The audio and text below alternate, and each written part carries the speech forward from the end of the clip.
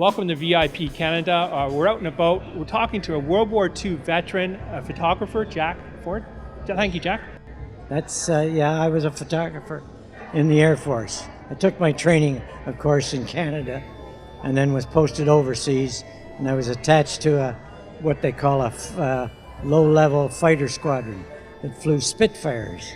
I didn't fly an aircraft, but my job was to develop the pictures that the photographers would take with a big camera mounted just behind him in the cockpit and a button on the steering wheel so that whatever he wanted to take a picture, he would take it. Now the job that they had was to get as close to the enemy as possible, obviously without being shot down, but they still got really close, and they would be flying at a speed of 400 miles an hour. Now don't laugh at me, that was in that era. That was the fastest plane going. So they would go right down on the deck, as they're called, and they would push the button and take pictures of tanks or whatever the enemy had hiding in bushes. And the Germans would have big cloths of stuff that they would put over the planes, and it would make it look like it was a field of grass. It was amazing what they could do. But our guys knew what to do, and they would fly right down on the deck and photograph those things.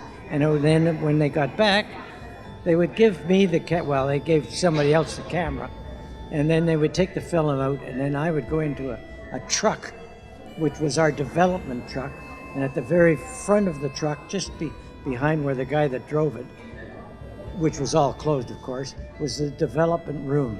And we would develop the film, and then we'd bring it out to be printed. Now the picture that the pilot took was in a roll of film of about 90 pictures. But let's say he took 20 pictures, but they were only about that big as my hand shows you. And we didn't have any enlargement or anything like that, but we would develop the picture, and it would go to a tent where the intelligent guys were, and with their magnifying glasses, not like we have today, they would pierce at the pictures, and they could bring up the picture of what the enemy had in tanks or whatever, pretty clear. And so they would make notes of what it was, and then it would be sent to we would come back to us in our truck to make prints, and they would tell us how many prints they wanted, because they were going to send them up to the front lines, and every sergeant would get a picture of what those pilots took. And there was there was nothing printed there except the picture, but they would know what they were looking at, and so the soldiers would be able to say, well, across the river that we're looking at here, the enemy is right behind all those buildings or something like that. So it was an important operation, and that was basically what our role was to do, was to photograph the enemy, trucks and all that, and then come back to us here, develop the pictures, and they'd go to the front lines. So we were attached to General Montgomery's forces in the war. You also saw an awful lot of pictures at the destruction after D-Day. Could you talk a little bit about that? Well, we were right in France, and that was the area of the first part of the war.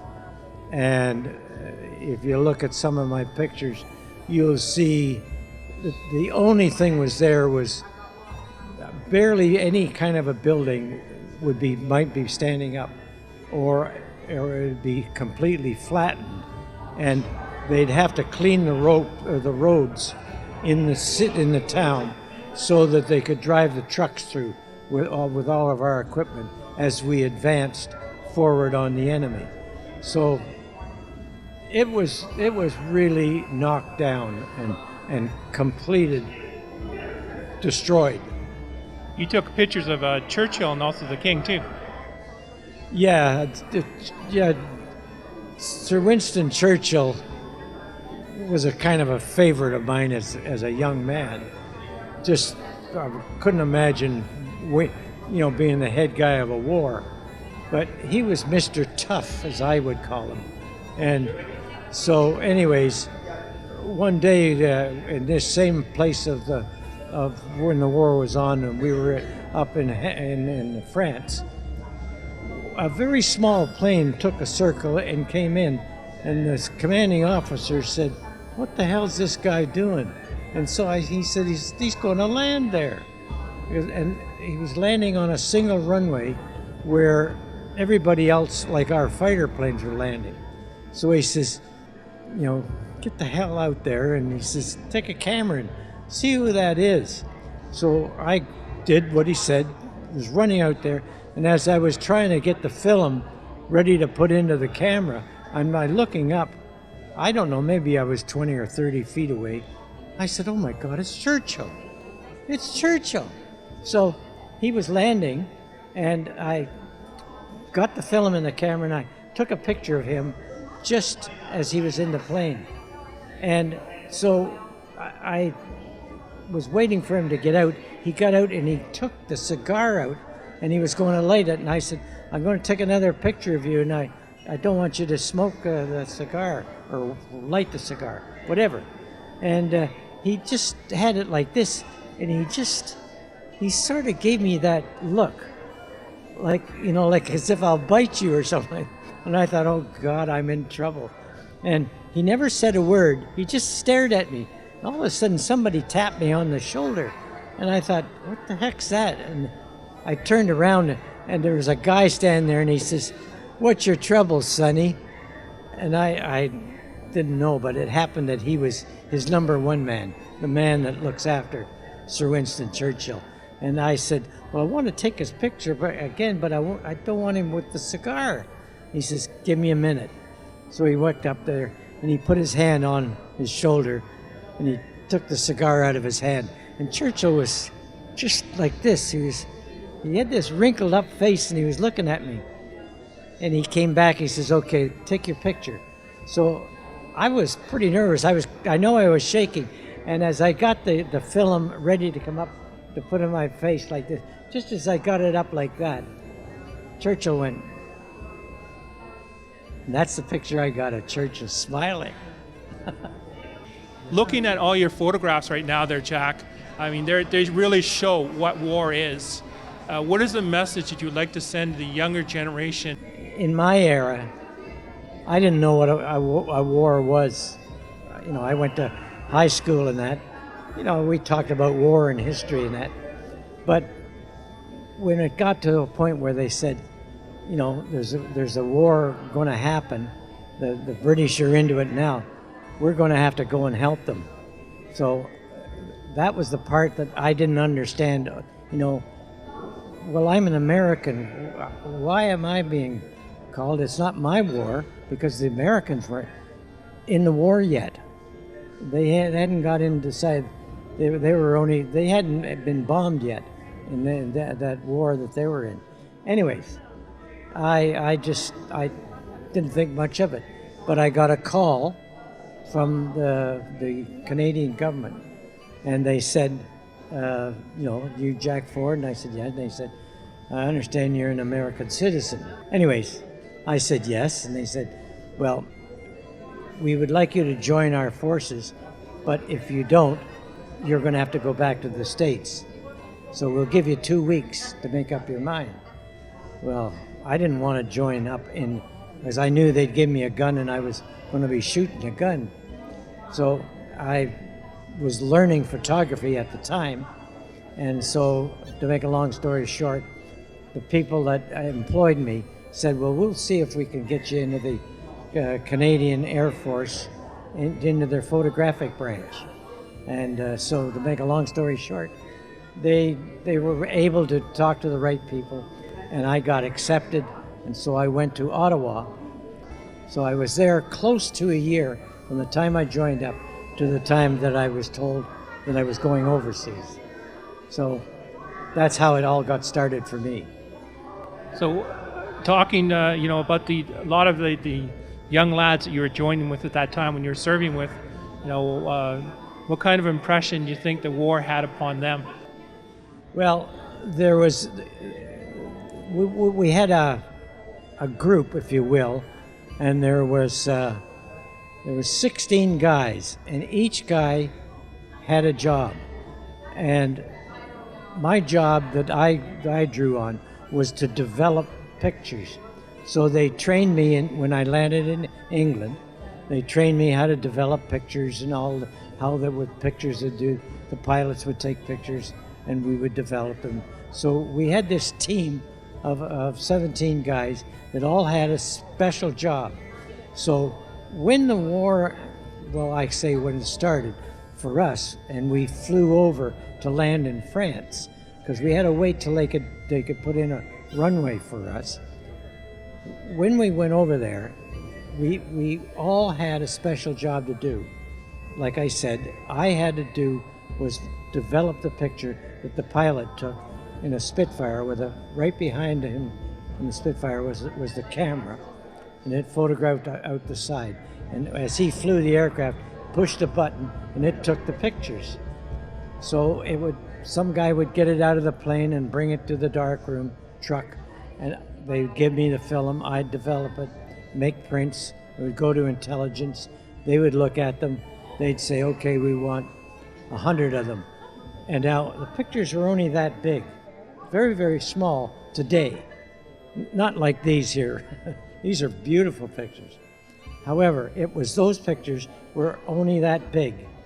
To sort of jump the story, when I got here, Anna, the head of the camera department, saw my pictures, and I told her they were war pictures, and she wanted to know who I was, what I was, and all that. Anyways, out of all this came these bigger pictures.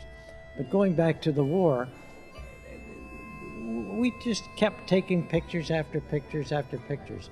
And they went up to the front lines, and every sergeant would get a picture to talk to the guys. This is what it's like when we go across the river or whatever we're going by. And in the meantime, the pictures that we had taken, we would make an extra print, and all of us, I couldn't say all of us wanted a copy, but many of them wanted a copy. I wanted a copy of every picture. That's why I've got what we have today. And so it would be put in a slot in the truck, and I would just keep putting them in a box that I had in my tent. But we followed the war well behind it in the Spitfire aircraft that we had, and had pilots that flew them. And it was kind of safe because we were so far behind. We never got in any trouble, except one day it was near the war was well over half over. We were in Eindhoven, Holland, when we had the radio going on, and Arnhem Mary from Germany was on the radio, and she was telling us of the weather or whatever. And then finally she says, "Oh, we understand there's a Canadian squadron at Eindhoven, Holland. This is not your war. You should go home." And we were all laughing. We thought it was a big joke. She said, "Well, maybe we could get over and say Merry Christmas and Happy New Year to you, or something." And we thought, oh yeah. So the next day I was on duty. I was down in the squadron airfield at 6 in the morning, and I was in a little shack hat, and I was shaving. And all of a sudden, there was a few planes just came right over our shack. I thought he was going to run into the shack. The noise was so loud. And I thought, oh my God, what's going on? These guys are really getting out early. That was our guys I was thinking of. I kicked the door open and I go out. Now this is the 1st of January. There's snow on the ground. It's winter. And I'm shaving, and these planes are flying by, and I said, God, they're just getting ready to go. They're going so fast. And I said, holy, you know what I mean? They're not ours. They're the enemy. I go back in. I finish shaving, put my battle dress on, go to the door. I'm going out. Now we had holes in the ground, special holes to guard us if we got strafed. I go through the door, and like I told you, it's winter. It's all snow, about this frozen thing. And voices say, "Come on, Ford, get out here quick." So I start to go down the stairs, and I slip. I go forward, and my jaw hit the ground, split it open. It's starting to bleed. I thought I was shot, and I thought, this is it. I'm telling you, tears started to come. I thought, goodbye. Anyways, I was okay. The guys said, there's a place for you right here. So I crawled over and got into position. So that was the only part of the war I had a bit of bullet, if you will. So that was kind of scary for me anyways. But anyways, they were over us for about 20 minutes. They shot every aircraft we had in. So that was really the war as far as I was concerned. It was dangerous and scary. Well, thank you so much for your time there, Jack. Well, thank you.